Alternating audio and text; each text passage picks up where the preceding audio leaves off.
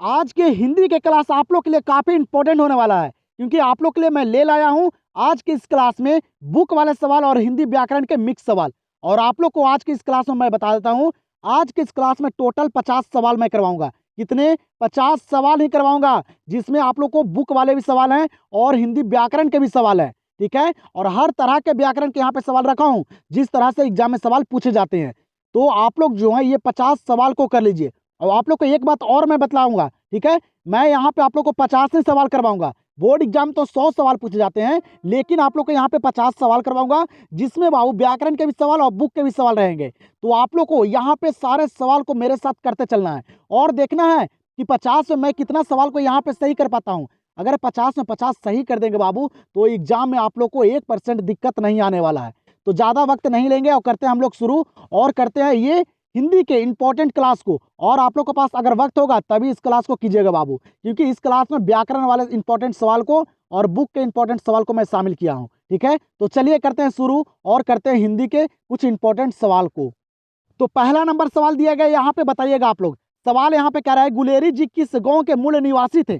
बताइएगा। हर एक सवाल करवाऊंगा जिसपे आप लोग फोकस नहीं करते हैं, ठीक है, तो अंत तक करते चलिए सिर्फ आप लोग। पहला सवाल यहाँ पे कह रहा है, गुलेरी जी किस गांव के मूल निवासी थे? तो आप लोग को पता होगा किस गांव के, तो गुलेर के। किस गांव के? गुलेर के। मेरे साथ आप लोग सारे सवाल को करते चलिए, पेन और पेपर लेकर बैठ जाइए और सारे सवाल को खुद से कोशिश कीजिए करने का। इससे फायदा आप लोग का होगा। जो सवाल नहीं याद हो गए, जो आप लोग यहाँ पे गलतियां करेंगे, वो सुधारने का भी मौका है। ठीक है, हिंदी ही एक ऐसा विषय है जिसमें आप लोग ना अच्छे मार्क्स ला सकते हैं और काफी सारे बच्चों को अच्छे मार्क्स आते भी हैं। ठीक है, तो अंत तक कीजिए और अच्छे तरीके से कीजिएगा आप लोग। गुलेरी जी किस गांव के मूल निवासी थे? तो वह गुलेर के। आंसर हो जाएगा ऑप्शन नंबर बी। तो यहाँ पे देखिएगा दूसरा नंबर सवाल को, काफी इंपॉर्टेंट सवाल है। जो सवाल आप लोग को याद नहीं है बाबू, उस सवाल को तुम रट जाइए। और इस क्लास में ना कुछ ऐसे सवाल को भी मैं शामिल किया हूँ जो बुक के अच्छे लेवल का सवाल है, एग्जाम में पूछे जाने के लायक हैं। सवाल यहाँ पे क्या करा है, 13 दिनों तक हम लोग भूखे प्यासे जंगली रास्तों में चलते रहे हैं, यह किसने कहा है? पढ़ोगे आप लोग सिपाही की माँ कहानी को, तो आप लोग को मालूम होगा कि 13 दिनों तक हम लोग भूखे प्यासे जंगली रास्तों में चलते रहे हैं, ये कौन कहे थे? तो वह कहा था कौन बाबू? ईसाई लड़कियों ने। कौन? ईसाई लड़की बोला था कि मैं 13 हम लोग जो है वह 13 दिनों तक भूखे प्यासे इस जंगली रास्ते में चल रहे हैं। यह कथन कौन कहा था? ईसाई लड़की ने। याद रखेगा, इंपॉर्टेंट सवाल है। आंसर हो जाएगा ऑप्शन नंबर सी। चलिएगा यहाँ पे देखिएगा अगले सवाल को। सवाल यहाँ पे कर रहा है, बाल कृष्ण भट्ट की रचना बातचीत क्या है? बताइएगा। बाल कृष्ण भट्ट की रचना जो बातचीत है वह क्या है? एग्जाम में काफी बार पूछे गए, इसलिए मैं यहाँ पे शामिल किया हूँ, तो करते चलिएगा। तो यह है ललित निबंध। बाल कृष्ण भट्ट की बातचीत जो रचना है ना, ये क्या है? ललित निबंध है। आंसर हो जाएगा ऑप्शन नंबर डी। यहाँ पे ध्यान दीजिएगा अगले सवाल पे। यहाँ पे अगला सवाल करा है कि भा का उच्चारण स्थान क्या है? भा जो बोला जाता है वह बाबू, भा को बोलने में किस चीज की सहायता होता है? तो आप लोग को पता होगा। नहीं पता है, याद रखिएगा, पा फा बा भा जो बोले जाते हैं ना, ये बोले जाते हैं ओठ से। आप लोग एक बार ट्राई करके देखिए। भा जो बोला जाता है वह किससे? ओठ से बोला जाता है। भा का उच्चारण स्थान है क्या? ओठ। इस लेवल के सवाल एग्जाम में पूछे जाते हैं। तो यहाँ पे आंसर हो जाएगा ऑप्शन नंबर ए। यहाँ पे देखिएगा अगले सवाल को। यहाँ पे क्या करा अगला सवाल कि परिश्रम शब्द का विलोम क्या है?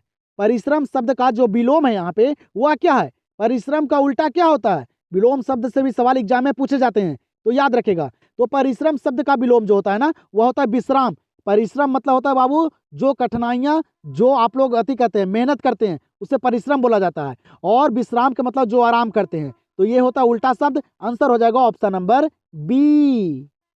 अगले प्रश्न को देखिएगा, इंपॉर्टेंट सवाल है। यहाँ पे क्या करें, यहाँ पे अगला सवाल कि सिख राइफल के जमादार लहना सिंह का नंबर क्या था? सिख राइफल के जमादार जो थे लहना सिंह, उनका जो नंबर था वह क्या था? ये भी इंपॉर्टेंट सवाल है, एग्जाम में पूछे गए हैं। तो उनका जो नंबर था ना, वह था कितना? 77 था। कितना? 77 था लहना सिंह का नंबर। आंसर हो जाएगा ऑप्शन नंबर ए। यहाँ पे ध्यान दीजिएगा अगले प्रश्न पे। सवाल यहाँ पे कह रहा है, निम्नलिखित में से बिस्नी की पड़ोसिन कौन है? बताइएगा। निम्नलिखित में से यहाँ पे बाबू कौन जो है वह बिस्नी का पड़ोसिन है? पता होगा आप लोग को। सारे सवाल को करते चलिए, मैं फास्ट आप लोग को करवाऊंगा बाबू। ठीक है, मैं देखना चाहता हूँ कि यहाँ पे 50 सवाल में कितने को सही कर पाते हैं। यहाँ पे व्याकरण वाले भी सवाल है, तो आप लोग अंत तक सारे सवाल को करते चलिएगा। तो बिस्नी की पड़ोसिन कौन है? तो बिस्नी की जो पड़ोसिन है ना, वह है कौन? कुंती। कौन है बाबू? कुंती। आंसर हो जाएगा ऑप्शन नंबर सी।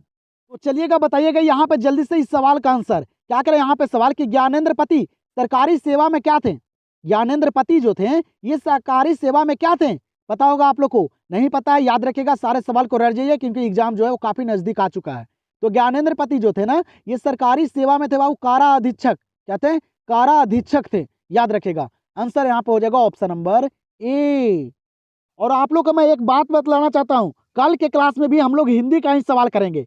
कल के क्लास में क्या होगा ना, आप लोग को 100 सवाल करवाऊंगा, जिसमें से 60 सवाल रहेंगे बुक वाले और 40 सवाल रहेंगे व्याकरण के, ठीक है। क्योंकि जिस तरह से एग्जाम में सवाल पूछे जाते हैं ना, उस तरह का मैं एक टेस्ट लेना चाहता हूँ आप लोग का हिंदी का। वो लास्ट क्लास रहेगा, उसके बाद आप लोग जाइए और एग्जाम को अच्छे तरीके से देकर आइए। उस क्लास को अगर जो भी बच्चे कर लेंगे ना बाबू, एग्जाम में दिक्कत नहीं होने वाला है। वहां से यह पता चल जाएगा कि आप लोग का तैयारी जो है वह कितना बेहतर है। वहां पे मैं जिस तरह से एग्जाम में सवाल पूछे जाते हैं व्याकरण वाले और बुक वाले, उसी प्रकार का वहां पे मैं सवाल को शामिल किया हूँ। हर एक सवाल, इंपॉर्टेंट सवाल को शामिल किया हूँ, जो जिसपे आप लोग फोकस भी नहीं करते हैं, जो सवाल याद भी नहीं करते हैं, वो भी सवाल वहां पे मैं शामिल किया हूँ। और व्याकरण के हर एक सवाल को किया हूँ। समास है, संधि है, ठीक है, उपसर्ग है, प्रत्यय है, उल्टा शब्द है और उसमें पर्यायवाची शब्द है, और जो भी व्याकरण के सवाल एग्जाम में पूछे जाते हैं ना, सारा शामिल है। तो उस क्लास को बाबू जरूर आप लोग करके जाइएगा। वो सवाल एग्जाम के लिए काफी इंपॉर्टेंट है और उस क्लास एग्जाम के लिए बहुत ज्यादा बाबू इंपॉर्टेंट है। अगर उस क्लास को अगर जो भी बच्चे कर लेते हैं, एग्जाम में 1% दिक्कत नहीं होने वाला है। वहां से ये भी पता चल जाएगा कि यहाँ पे जो मैं 100 सवाल करवाया हूँ ना, 100 सवाल जिसमें व्याकरण वाले सवाल भी हैं और बुक वाले भी सवाल भी हैं, इसमें आप लोग अगर 50 को भी सही कर देते हैं ना, एग्जाम में काफी अच्छा स्कोर आप लोग को आ जाएगा, ठीक है। तो उस क्लास को जरूर देखिएगा आप लोग, कल आप लोग को मिल जाएगा, ठीक है। यहाँ पे बताइएगा इस सवाल का आंसर आप लोग।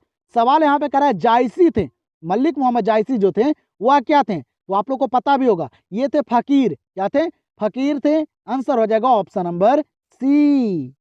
चलिए यहाँ पे बताइए आप लोग इस सवाल का आंसर, ठीक है। यहाँ पे मैं आसान से सवाल ही करवा रहा हूँ। उस क्लास में ना काफी इंपॉर्टेंट सवाल और काफी हार्ड लेवल के सवाल को मैं शामिल किया हूँ, तो उस क्लास को जरूर देखेगा। यहाँ पे बताइए जल्दी से, सवाल करें कवितावली के रचनाकार हैं, कई बार ये सवाल पूछे भी गए हैं, तो याद रखिएगा कवितावली के जो रचनाकार है ना, वह है कौन, तो तुलसीदास हैं। कौन है, तुलसीदास, याद रखिएगा। आंसर हो जाएगा ऑप्शन नंबर बी। चलिएगा तो बताइएगा आप लोग यहाँ पे अगले सवाल को क्या करें। यहाँ पे अगला सवाल की बातचीत के माध्यम से बाल कृष्ण भट्ट क्या बतलाना चाहते हैं। बातचीत के माध्यम से बाल कृष्ण भट्ट जी हैं, वह क्या बतलाना चाहते हैं। इंपॉर्टेंट सवाल है, बताइएगा। तो वह क्या बतलाना चाहते हैं, तो बातचीत की शैली, क्या, बातचीत की शैली बतलाना चाहते हैं बातचीत के माध्यम से। कौन, तो बाल कृष्ण भट्ट जी। आंसर हो जाएगा ऑप्शन नंबर ए। यहाँ पे बताइएगा इस सवाल का आंसर। सवाल यहाँ पे करे कि तांबा शब्द कौन संज्ञा है।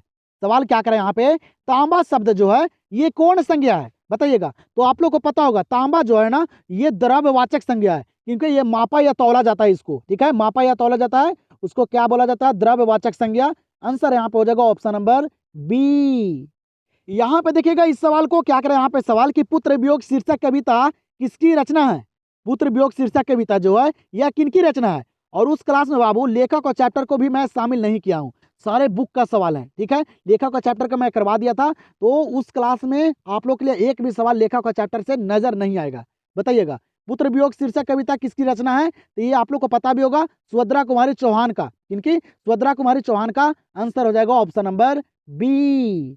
यहाँ पे ध्यान दीजिएगा अगले सवाल पे, क्या करें। यहाँ पे अगला सवाल, ओ सदानीरा निबंध बिहार के किस क्षेत्र की संस्कृति पर लिखी गई है। वो सदानीरा निबंध जो है ये बिहार के किस क्षेत्र की संस्कृति पर लिखी गई है, पता होगा आप लोग को। तो ये लिखी गई है चंपारण पे। किस पे, चंपारण पे। आंसर हो जाएगा ऑप्शन नंबर डी। यहाँ पे देखिएगा ये सवाल समास से पूछा गया है। सवाल यहाँ पे कह रहा है कि बिना पानी शब्द में कौन समास है। बिना पानी शब्द में कौन समास है, पता होगा आप लोग को। जिसका अर्थ निकले ना बाबू, वह कौन सा समास होगा, तो वह बहुब्रीहि समास। बिना पानी जो है ये किसका अर्थ है, तो ये सरस्वती माता का अर्थ है, ठीक है, याद रखिएगा। तो आंसर यहाँ पे हो जाएगा ऑप्शन नंबर डी। और बोर्ड एग्जाम में बाबू मुहावरा से भी सवाल पूछे जाते हैं, ठीक है। तो इस क्लास में तो थोड़ा कम ही सवाल हैं, लेकिन जो कल के क्लास दूंगा ना, उसमें काफी सारे सवाल हैं मुहावरे के। और जिस तरह से सवाल पूछे जाते हैं ना, हर एक व्याकरण के सवाल को शामिल किया हूँ। तो उस क्लास को बाबू जो बच्चे कर लेंगे ना, उनको एग्जाम में दिक्कत नहीं होने वाला है। बताइएगा नाच नचाना मुहावरे का अर्थ है। नाच नचाना मुहावरे का अर्थ क्या होता है, तो वह होता है तंग करना। क्या होता है, तंग करना होता है। आंसर यहाँ पे हो जाएगा ऑप्शन नंबर बी।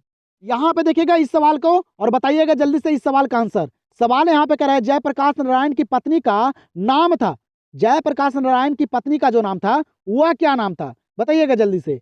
तो वह क्या नाम था, तो वह नाम था बाबू प्रभावती देवी। क्या नाम था, प्रभावती देवी नाम था। यह नाम था बाबू जयप्रकाश नारायण की पत्नी का। तो आंसर यहाँ पे हो जाएगा ऑप्शन नंबर सी। और आप लोग को ये क्लास करने में मजा आ रहा है कि नहीं आ रहा है? मजा आ रहा है तो एक लाइक जरूर कीजिएगा। आप लोग चैनल से नहीं जुड़े हैं तो चैनल को भी सब्सक्राइब कर लीजिएगा, ठीक है। आप लोग को बताता हूँ, जैसे जैसे आप लोग का एग्जाम होगा ना, वैसे वैसे मैं आप लोग को हर सब्जेक्ट का सवाल देते जाऊंगा, ठीक है। जैसे जैसे एग्जाम है उससे पहले ही मैं आप लोग को हर सब्जेक्ट का, जिस सब्जेक्ट का एग्जाम रहेगा अगला दिन, उस सब्जेक्ट का पहले ही मैं आप लोग को क्लास दे दूंगा, करके चले जाइएगा, ठीक है। बताइएगा, यहाँ पे सवाल करा कि चंद्रधर शर्मा गुलेरी किस युग के कहानीकार हैं। चंद्रधर शर्मा गुलेरी जी जो हैं ये किस युग के कहानीकार हैं, पता होगा आप लोग को। वह थे द्विवेदी युग के। चंद्रधर शर्मा गुलेरी जो हैं ये किस युग के कहानीकार हैं, तो द्विवेदी युग के। आंसर हो जाएगा ऑप्शन नंबर ए। यहाँ पे देखिएगा बाबू अगले प्रश्न को। सवाल यहाँ पे कह रहा है कि सूरदास हिंदी साहित्य के किस काल के कवि हैं। सूरदास जो हैं ये हिंदी साहित्य के किस काल के कवि हैं, पता होगा आप लोग को। ये जो है ना ये भक्ति काल के कवि हैं। सूरदास जो हैं ये कृष्ण के भक्ति करते थे और तुलसीदास जो हैं ये राम जी के भक्ति करते थे। ये दो सवाल को याद रखेगा, एग्जाम में पूछे जाते हैं। तो सूरदास हिंदी साहित्य के किस काल के कवि थे, तो भक्ति काल के। आंसर हो जाएगा यहाँ पे इस सवाल का ऑप्शन नंबर बी। यहाँ पे देखिएगा ये भी इंपॉर्टेंट सवाल है, बताइएगा जल्दी से। सवाल यहाँ पे क्या कह रहा है कि सूरदास किस मार्ग में दीक्षित हुए। कुछ सवाल यहाँ पे ऐसे भी शामिल है जो आप लोग को याद भी नहीं होगा, आप लोग उस पर ध्यान नहीं देते हैं। तो जो याद नहीं होगा उसको याद कर लीजिएगा, रट जाइएगा। यही मौका है आप लोग के पास, क्योंकि हर एक सवाल बोर्ड एग्जाम के लिए रिलेटेड सवाल यहाँ पे है, ठीक है। जिस तरह से सवाल एग्जाम में पूछे जाते हैं आप लोग देख सकते हैं। सिर्फ अंत तक देखिए, उसके बाद आप लोग को मजा आ जाएगा। सवाल क्या करे कि सूरदास किस मार्ग में दीक्षित हुए। तो सूरदास जो है वह किस मार्ग में दीक्षित हुए, तो याद रखिएगा पुष्टि मार्ग में। किस मार्ग में, पुष्टि मार्ग में। आंसर हो जाएगा ऑप्शन नंबर सी। यहाँ पे देखिएगा इस सवाल को, ये भी सवाल एग्जाम में काफी बार पूछे गए हैं, आप लोग को याद भी होगा। सवाल यहाँ पे क्या करे, कवियों के कवि किससे कहा जाता है। वह कहा जाता है शमशेर बहादुर सिंह को। एग्जाम में भी काफी बार पूछे गए हैं। शमशेर बहादुर सिंह को कवियों के कवि कहा जाता है। आंसर हो जाएगा ऑप्शन नंबर डी। और आप लोग को मैं जो क्लास करवाता हूँ वो आप लोग को पसंद आता है कि नहीं आता है, आप लोग कमेंट सेक्शन में जरूर बताइएगा। आप लोग को मजा आता है मेरे क्लास को करने में कि नहीं आता है। अगला क्लास जो मैं लाऊं वह किस सब्जेक्ट का लाऊं, किस सब्जेक्ट में आप लोग का दिक्कत है, आप लोग का प्रॉब्लम मैं समझ सकता हूँ बाबू, ठीक है। तो आप लोग का जो भी प्रॉब्लम है आप लोग बताइए कमेंट सेक्शन में, मैं उसके लिए मैं 100% आप लोग के लिए मैं देने के लिए सक्षम यहाँ पे हूँ, ठीक है। बताइएगा, सवाल को देखिए यहाँ पे क्या करा है, सुभद्रा कुमारी चौहान का जन्म कब हुआ। सुभद्रा कुमारी चौहान का जो जन्म हुआ था ना, ये कब हुआ था। एग्जाम में भी ये सवाल काफी बार पूछे गए हैं, तो एक बार याद रखेगा, याद है तो बहुत बढ़िया है बाबू। तो सुभद्रा कुमारी चौहान का जो जन्म हुआ था ना, ये 16 अगस्त 1904 को हुआ था। कब, 16 अगस्त 1904 को। आंसर हो जाएगा ऑप्शन नंबर ए। यहाँ पे देखिएगा व्याकरण वाला सवाल दिया गया है, तो बताइएगा आप लोग। सवाल यहाँ पे कह रहा है कि सा का उच्चारण स्थान क्या है।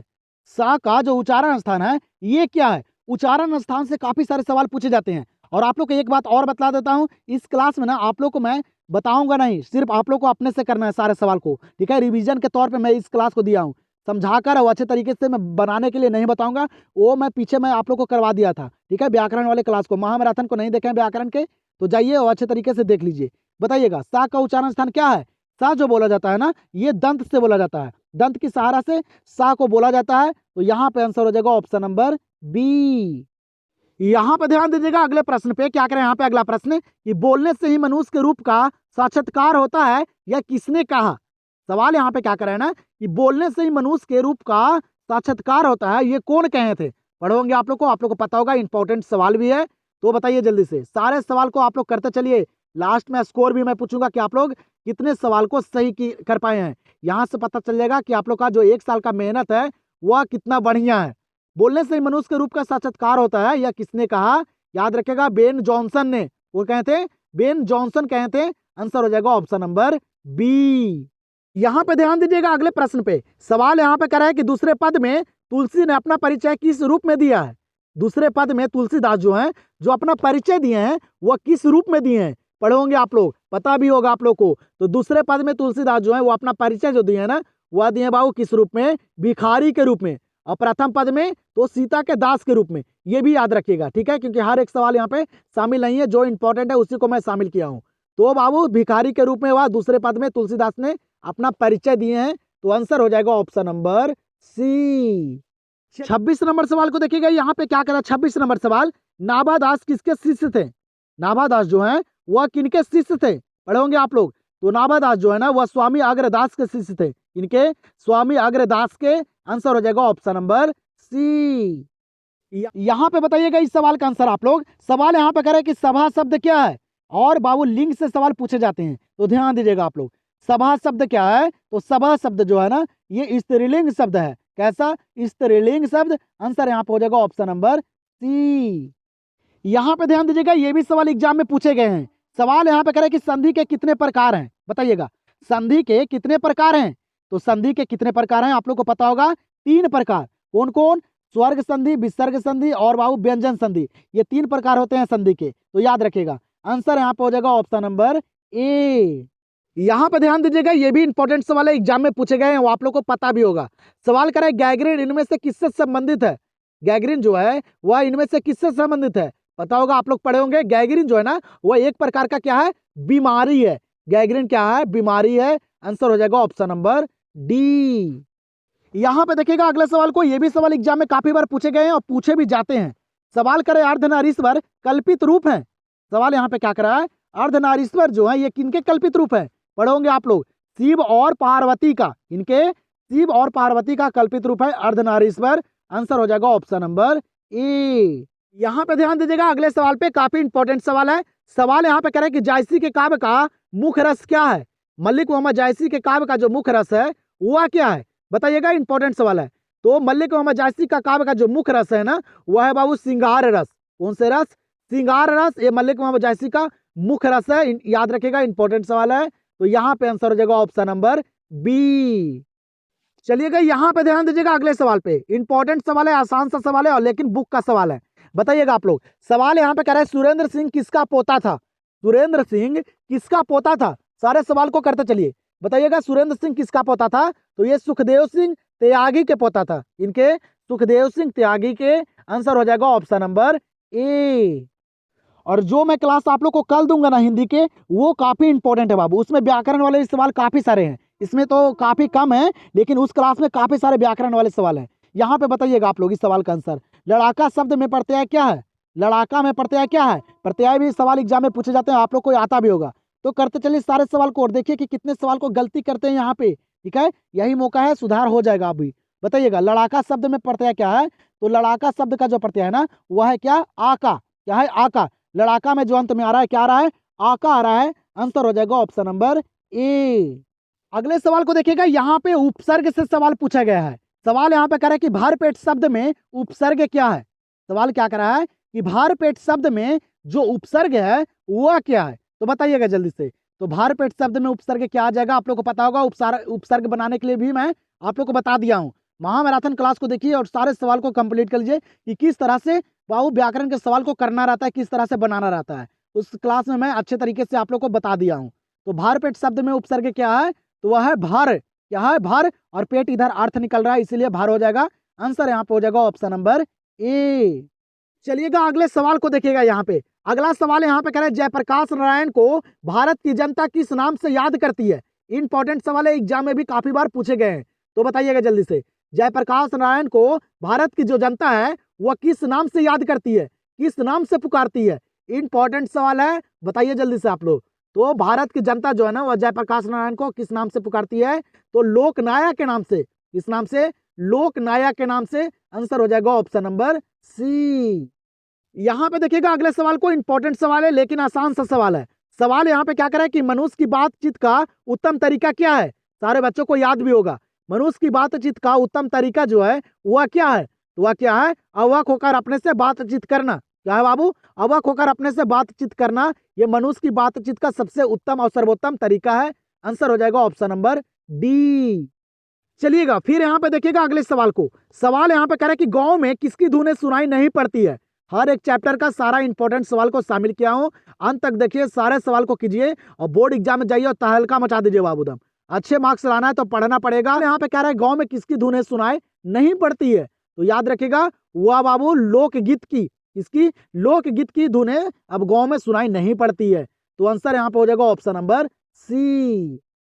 चलिएगा तो यहाँ पे देखिएगा अगले सवाल को क्या करें। यहाँ पे अगला सवाल कि लहना सिंह सूबेदार को वापस बुलाने के लिए किसे भेजता है। हर एक सवाल इंपॉर्टेंट है, तो सारे सवाल को याद भी कर लीजिएगा और अच्छे तरह से सारे सवाल को कर लीजिए आप लोग। बताइएगा, लाना सिंह को सूबेदार को वापस बुलाने के लिए किसे भेजता है? तो लाना सिंह जो है ना, वह सूबेदार को वापस बुलाने के लिए किन्हें भेजता है? तो वह भेजते हैं वजीरा सिंह को। किनको भेजते हैं? वजीरा सिंह को। आंसर हो जाएगा ऑप्शन नंबर ए। यहाँ पे बताइएगा, ये सवाल एग्जाम में पूछे गए हैं, तो जल्दी से बताइएगा आप लोग। सवाल यहाँ पे करें, अधिकतम शब्द का विलोम क्या है? अधिकतम शब्द का विलोम क्या है? ज्यादा हार्ड लेवल के सवाल एग्जाम में नहीं पूछे जाते हैं, ठीक है। तो अच्छे तरीके से अगर पढ़ाई कीजिएगा तो दिक्कत नहीं होगा आप लोग को, ठीक है। पूरे में पूरे सही करके आइएगा। बताइएगा, अधिकतम शब्द का विलोम क्या है? तो वह क्या है? न्यूनतम। अधिकतम मतलब ज्यादा और न्यूनतम मतलब कम होता है। तो आंसर यहाँ पे हो जाएगा ऑप्शन नंबर ए। 31 नंबर सवाल को देखिएगा, बताइएगा आप लोग 31 नंबर सवाल का आंसर क्या करें यहाँ पे कि देशभक्ति शब्द कौन समास है? बताइएगा, देशभक्ति शब्द जो यहाँ पे है ये कौन सा समास है? आप लोग को पता होगा, जब भी विभक्ति लगे, देश का भक्ति, ठीक है, देशभक्त, इस तरह का सवाल रहे, राजा का पुत्र, राजपुत्र, इस तरह का सवाल रहे बाबू, बीच में विभक्ति आए तो वह कौन सा समास होगा? तो वह तत्पुरुष समास होगा। कौन सा समास? तत्पुरुष समास। आंसर हो जाएगा ऑप्शन नंबर ए। 32 नंबर सवाल को देखिएगा, क्या करें यहाँ पे 32 नंबर सवाल कि गायक शब्द का स्त्रीलिंग रूप क्या होगा? बताइएगा, गायक शब्द का जो स्त्रीलिंग रूप होगा वह क्या होगा? इंपॉर्टेंट सवाल है, बताइए बताइए, देखते हैं कितने बच्चों को पता है बाबू। यहाँ पे ऑप्शन को पढ़िए, ठीक है, सारे ऑप्शन एक जैसा नजर आएंगे, अच्छे तरह से याद रखिएगा, ध्यान दीजिएगा तो दिक्कत नहीं होगा। तो गायक शब्द का स्त्रीलिंग रूप क्या होगा? तो गायिका होगा। ये नहीं कि गायकी करके आ जाना, ठीक है, गलती हो जाएगा बाबू। गायक शब्द का स्त्रीलिंग रूप जो होगा वह होगा गायिका। आंसर हो जाएगा यहाँ पे ऑप्शन नंबर बी। यहाँ पे देखिए 43 नंबर सवाल को, क्या करें 43 नंबर सवाल, देवता शब्द क्या है? बताइएगा, देवता शब्द जो यहाँ पे दिया गया है ये बाबू क्या है? पुल्लिंग है, स्त्रीलिंग है, उभयलिंग है? आप लोग को मालूम होगा देवता शब्द जो है ना ये कैसा शब्द है? तो पुल्लिंग शब्द है, और देवता का स्त्रीलिंग होता है बाबू देवी, ठीक है, ध्यान दीजिएगा। आंसर यहाँ पे क्या हो जाएगा? Option number A. और आप लोग को बाबू वीडियो पसंद आ रहा तो वीडियो को लाइक करना नहीं भूलेगा आप लोग, ठीक है। आप लोग के लिए इतना मेहनत करता हूँ, कमेंट सेक्शन में जरूर अपना राय बताइएगा कि आप लोग को वीडियो कैसा लगा, मजा आया कि नहीं आया, ठीक है। यहाँ पे देखिएगा अगले सवाल को, क्या करा कि निम्नलिखित में से कौन शब्द अशुद्ध है? अशुद्ध शब्द यहाँ पे कौन है? बताइएगा, ऑप्शन को पढ़िए और बताइए जल्दी से। अशुद्ध यहाँ पे कौन लिखा गया है? तो बीना। बीना जो है ये बाबू गलत लिखा गया, अशुद्ध लिखा गया है। बीना में कौन सा ना होता है बाबू? ट्वर्गी ना होता है, आप लोग पढ़े होंगे। तो यहाँ पे आंसर क्या हो जाएगा? Option number D. चलिएगा यहाँ पे ध्यान दीजिएगा, यहाँ पे सवाल करे कि रामचरितमानस किसकी रचना है? ये सवाल काफी बार पूछे गए हैं, और रामचरितमानस जो है ये एक महाकाव्य है बाबू, ठीक है, याद रखिएगा। क्या करे सवाल है कि रामचरितमानस जो है ये किसकी रचना है? तो याद रखिएगा तुलसीदास की। रामचरितमानस कौन लिखे हैं? तुलसीदास लिखे हैं। आंसर हो जाएगा ऑप्शन नंबर बी। 46 नंबर सवाल क्या करे कि हार जीत कविता के रचयिता हैं? बताइएगा, हार जीत कविता जो है आप लोग का, उसका जो लेखक है वह कौन है? बताइएगा, घुमा घुमा के सवाल एग्जाम में पूछे जाते हैं, सिर्फ आप लोग अच्छे तरीके से बाबू ध्यान से अगर सवाल को पढ़िएगा और समझने का कोशिश कीजिएगा तो आप लोग को दिक्कत नहीं होगा। कितना भी घुमा दे, ठीक है, दिक्कत नहीं होगा। उसको आप लोग एक बार अच्छे तरीके से सवाल को पढ़िएगा और ऑप्शन को पढ़िएगा, उसके बाद ही आंसर कीजिएगा, नहीं तो आप लोग गलती कर दीजिएगा एग्जाम में भी। बताइएगा, हार जीत कविता के रचयिता है कौन? तो वह है बाबू अशोक वाजपेयी। कौन है? अशोक वाजपेयी जी हैं। आंसर हो जाएगा ऑप्शन नंबर ए। भूषण के प्रथम दंड में कौन सा रस है? तो भूषण के प्रथम दंड में कौन सा रस है? याद रखेगा, वीर रस। कौन सा रस? वीर रस है। आंसर हो जाएगा ऑप्शन नंबर सी। चलिएगा तो यहाँ पे देखिएगा अगले प्रश्न को, क्या करें यहाँ पे अगला प्रश्न, अर्धनारीश्वर में किस गुण का समन्वय है? सारा इंपॉर्टेंट सवाल है, बताइएगा आप लोग, अर्धनारीश्वर में किस गुण का समन्वय है? आप लोग पढ़े होंगे, अर्धनारीश्वर चैप्टर को पढ़े होंगे, आप लोग को पता होगा बाबू कि अर्धनारीश्वर में किस गुण का समन्वय है।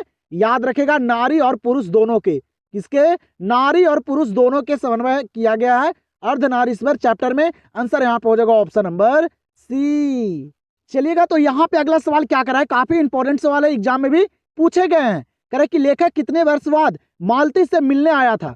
लेखक जो है वह कितने वर्षों बाद बाबू मालती से मिलने आया था? याद रखेगा, 4 वर्ष बाद। कितने वर्ष बाद? 4 वर्ष बाद आया था। आंसर यहाँ पे हो जाएगा ऑप्शन नंबर बी।